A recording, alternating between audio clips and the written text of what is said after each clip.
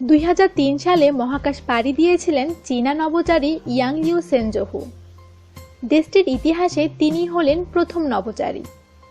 পৃথিবীকে 14 বার প্রদক্ষিণ করতে তিনি সময় নিয়েছিলেন 21 ঘন্টা 22 মিনিট। আর সে সময়েই তিনি রহস্যময় এক অভিজ্ঞতা অর্জন করেন। সম্প্রতি এক সাক্ষাৎকারে ইয়াং জানিয়েছেন, তিনি মহাকাশে রহস্যময় শব্দ শুনেছিলেন। মনে হচ্ছিল কেউ যেন হাতুড়ি দিয়ে বহনকারী মহাকাশযানটিকে আঘাত করছে। তবে তিনি ভয় না পেয়ে শব্দটির কারণ অনুসন্ধান করতে চেষ্টা করেন। নিজের আসন ছেড়ে মহাকাশযানটি পরীক্ষা করেন, যদিও তিনি কোনোভাবেই সেই শব্দের উৎস খুঁজে পাননি। ইয়াং এরই সহকর্মী অধ্যাপক উইসেং সহ ঘটনার পর মহাকাশের শব্দ শোনার ব্যাপারে ব্যাখ্যা দিয়ে বলেন, মহাকাশিক কারণে নভোযানটি সম্প্রসারণ কিংবা সংকোচনের মধ্যে পড়েছিল, আর সে কারণেই রহস্যময় শব্দটির সৃষ্টি হয়েছিল।